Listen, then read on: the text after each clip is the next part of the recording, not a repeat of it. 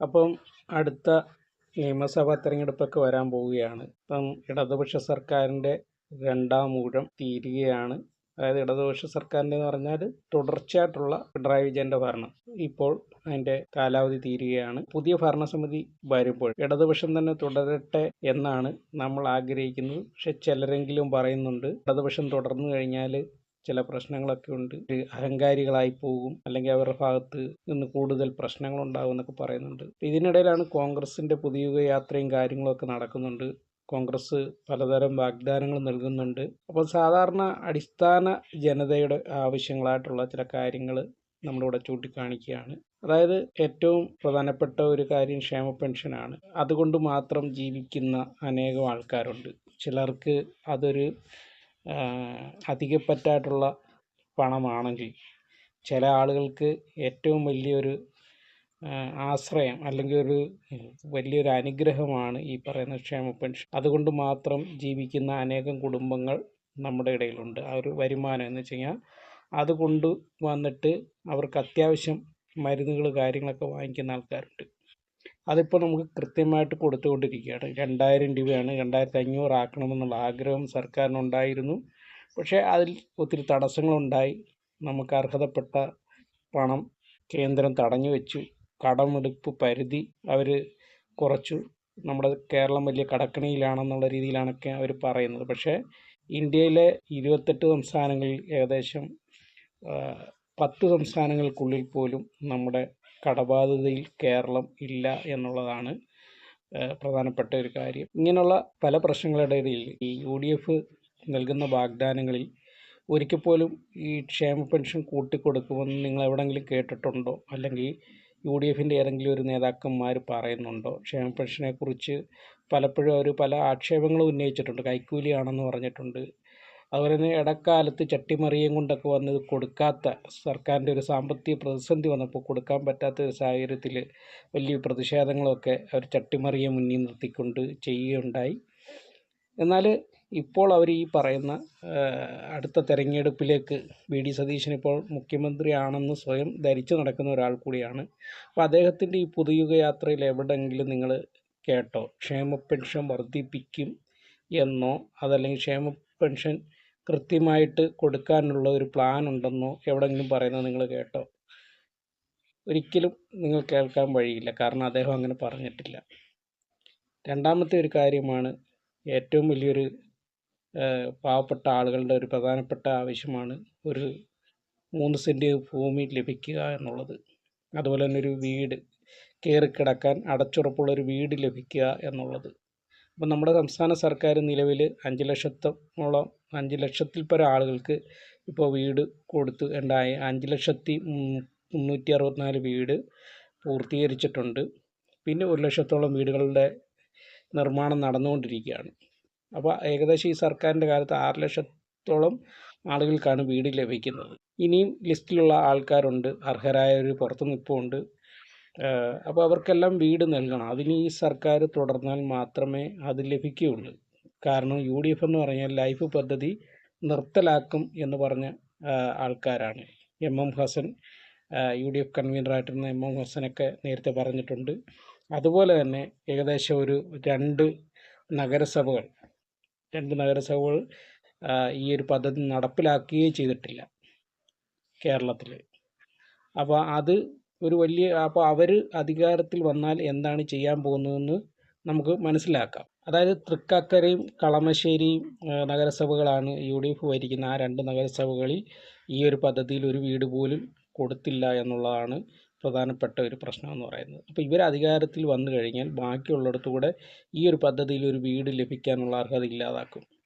അപ്പോൾ നമ്മൾ വിചാരിക്കും ഇവർ പുതിയ എന്തെങ്കിലും പദ്ധതികൾ കൊണ്ടുവരുന്നുണ്ടോ എന്ന്. നിങ്ങൾ എവിടെയെങ്കിലും UDFൻ്റെ ഉത്തരവാദിത്തപ്പെട്ട ഏതെങ്കിലും KC വേണുഗോപാൽ, രമേശ് ചെന്നിത്തല, VD സതീശൻ, അതുപോലെ തന്നെ UDF കൺവീനർ അടൂർ പ്രകാശ്, ഇവരാരെങ്കിലും, അല്ലെങ്കിൽ KPCC പ്രസിഡന്റ് സണ്ണി ജോസഫ്, ഇവരാരെങ്കിലും തന്നെ നിങ്ങൾക്ക് നമ്മുടെ കേരളത്തിലെ ജനങ്ങൾക്ക് വീട് നൽകാൻ ഞങ്ങളൊരു പദ്ധതി കൊണ്ടുവരും, ഈ ലൈഫ് പദ്ധതി ഇവർ ഇല്ലാതാക്കുമെന്ന് പറയുന്നുണ്ട്.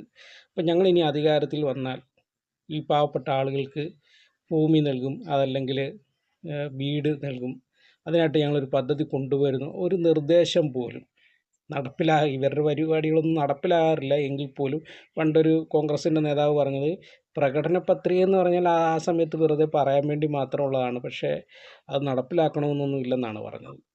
അപ്പം ഇവർ വെറുതെയെങ്കിലും ഒന്ന് ഇങ്ങനെ ഏതെങ്കിലും ഒരു പദ്ധതി എവിടെയെങ്കിലും സൂചിപ്പിച്ചിട്ടുള്ളതായിട്ട് നിങ്ങൾ കേട്ടിട്ടുണ്ടോ? എൻ്റെ ഈ ചാനൽ കാണുന്ന പല ആളുകളിൽ ലൈഫ് പദ്ധതിയിൽ വീട് ലഭിക്കുമെന്ന് ആഗ്രഹിച്ച് കാണുന്ന ഒത്തിരി ആൾക്കാരുണ്ട്, എനിക്കറിയാം.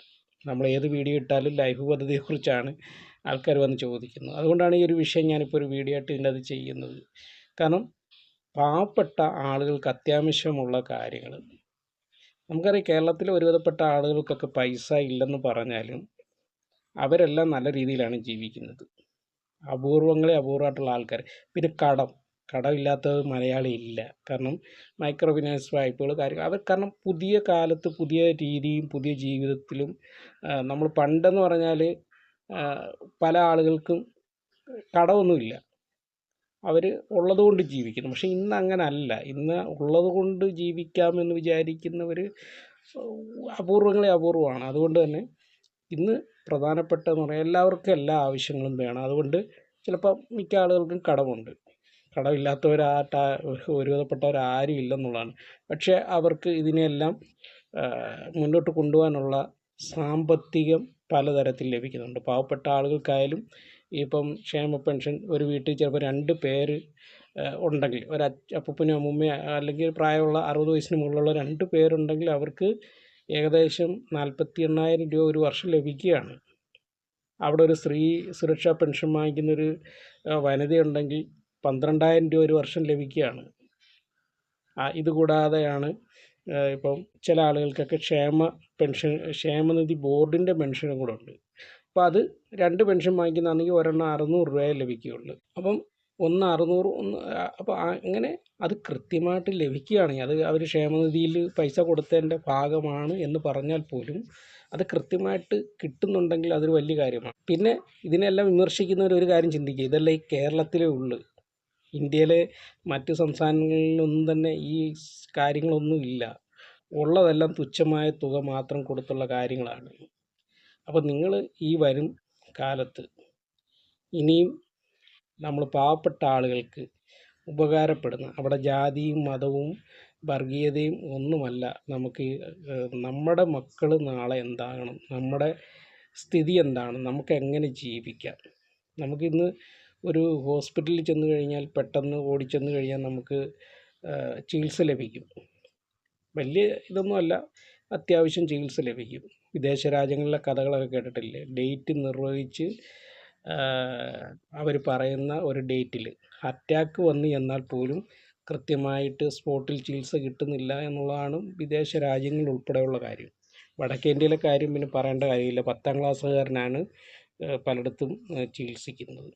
അപ്പോൾ അതുകൊണ്ട് നമ്മൾ ചിന്തിക്കേണ്ട ഒരു കാര്യം, നമ്മളെപ്പോലുള്ള പാവപ്പെട്ട ആളുകൾക്ക് പ്രയോജനം ചെയ്യുന്ന ഒരു സർക്കാരാണ് വരേണ്ടത്.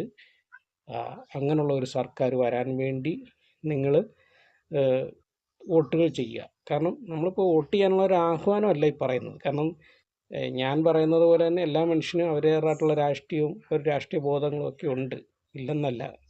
പക്ഷേ നമുക്ക് ഇടതുപക്ഷ സർക്കാരിനോട് പലതരത്തിലുള്ള വിയോജിപ്പുകളും നമുക്കെല്ലാവർക്കും കാണും. ഇപ്പോൾ മുഖ്യമന്ത്രി പിണറായി വിജയനോട് വ്യക്തിപരമായിട്ട് വിയോജിപ്പുള്ള ഇടതുപക്ഷക്കാർ തന്നെ ചിലപ്പം കാണും. എനിക്കറിയാവുന്ന ഒത്തിരി ആൾക്കാരുണ്ട്. എന്തിന് പ്രത്യേകിച്ച് കാരണം എന്താണെന്ന് ചോദിച്ചാൽ ഒന്നുമില്ല, പിണറായി വിജയനെ എനിക്ക് ഇഷ്ടമല്ല എന്ന് പറയുന്ന കുറേ ആൾക്കാരുണ്ട്. എന്നാൽ പിണറായി വിജയനെ ഇഷ്ടമുള്ള അദ്ദേഹത്തിൻ്റെ നിലപാടുകൾ കൊണ്ട്, അദ്ദേഹത്തിൻ്റെ വാക്കുകളിൽ നിന്നുള്ള പിന്നോട്ട്, നിങ്ങൾ ഇന്ന് വരെ എവിടെയെങ്കിലും പിണറായി വിജയൻ ഇന്ന് പറഞ്ഞൊരു വാക്ക് നാളെ അത് ഞാൻ അങ്ങനെ പറഞ്ഞിട്ടില്ല.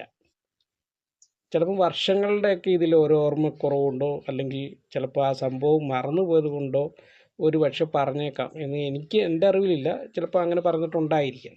പക്ഷെ നമ്മുടെ പ്രതിപക്ഷ നേതാവ് ഇന്ന് പറയുന്ന കാര്യങ്ങൾ, ഇന്ന് രാവിലെ പറയുന്ന കാര്യങ്ങൾ വൈകിട്ട് ഞാനങ്ങനെ പറഞ്ഞിട്ടേ ഇല്ലെന്ന് തിരുത്തി പറയുന്ന ആളാണ്. അപ്പം UDF നിന്ന് ഇന്ന് നമുക്ക് വിശ്വസിക്കാൻ പറ്റുന്ന ഒരു ക്ലാരിഫിക്കേഷനുള്ള ഒരു നേതാവിനെ അവർ ഉയർത്തിക്കാട്ടുന്നില്ല. അങ്ങനെ ഒരു നേതാവ് ഇല്ല എന്നുള്ളതാണ്. അപ്പം ഇവിടെ KC വേണുഗോപാൽ വരെ ഇപ്പം ഇവിടെ മുഖ്യമന്ത്രിയാകാൻ വേണ്ടി അദ്ദേഹവും ഇവിടെ ചില നാടകങ്ങളൊക്കെ കളിക്കുന്നുണ്ട്.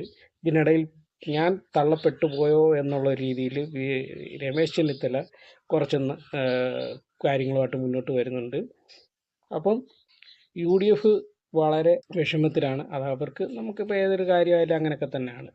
അപ്പോൾ എന്തായാലും നിങ്ങൾ നിങ്ങളുടെ വോട്ടുകൾ ചെയ്യുമ്പോൾ തീർച്ചയായിട്ടും ഈ കാര്യങ്ങൾ കൂടി ഓർത്തിരിക്കുക. നമ്മളെ സാധാരണക്കാരെ സംബന്ധിച്ച് നമ്മുടെ കാര്യങ്ങൾ പറയുന്ന ആരുണ്ട് എന്നുള്ളത് കൂടെ മനസ്സിലാക്കിക്കൊണ്ട് കാര്യങ്ങൾ ചെയ്യുക. Okay, thanks for watching.